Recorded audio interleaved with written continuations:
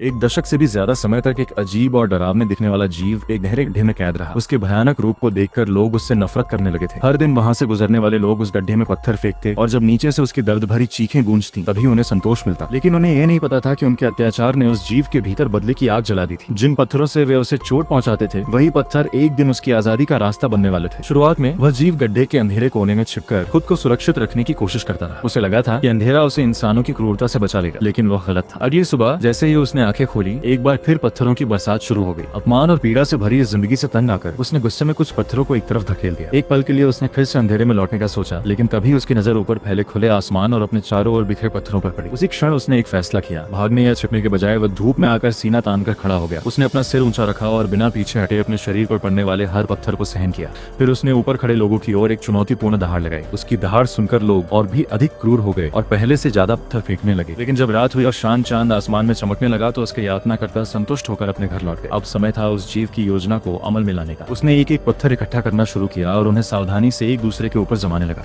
दिन बीतते गए और धीरे धीरे पत्थरों का एक मजबूत ढेर तैयार हो गया। कुछ समय बाद वह जीव अपने अंधेरे कोने से बाहर निकला। उसकी आंखों में दृढ़ संकल्प था और उसके कदम पहले से कहीं ज्यादा मजबूत थे। जिन पत्थरों से लोग उसे तोड़ना चाहते थे उन्हीं पत्थरों ने अब उसकी मुक्ति की सीढ़ी बना दी थी। एक शक्तिशाली छलांग के साथ वह आखिरकार उस गहरे गड्ढे से बाहर निकल आया जिसने उसे वर्षों तक कैद करके रखा था। अब वह आजाद था और उन लोगों का सामना करने के लिए तैयार था जिन्होंने कभी उसकी पीड़ा पर हंसी उड़ाई थी।